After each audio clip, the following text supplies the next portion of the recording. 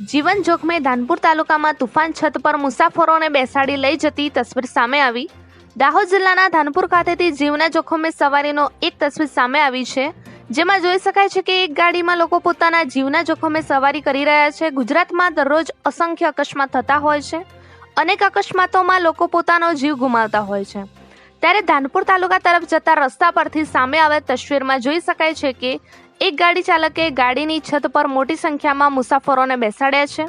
હકીકતમાં વધારે ભાડાની લાલચમાં તુફાન જીપ ચાલકે જીપની અંદર ઉપરાંત છત પર પણ મુસાફરોને બેસાડી લોકોના જીવને જોખમમાં મૂક્યા છે।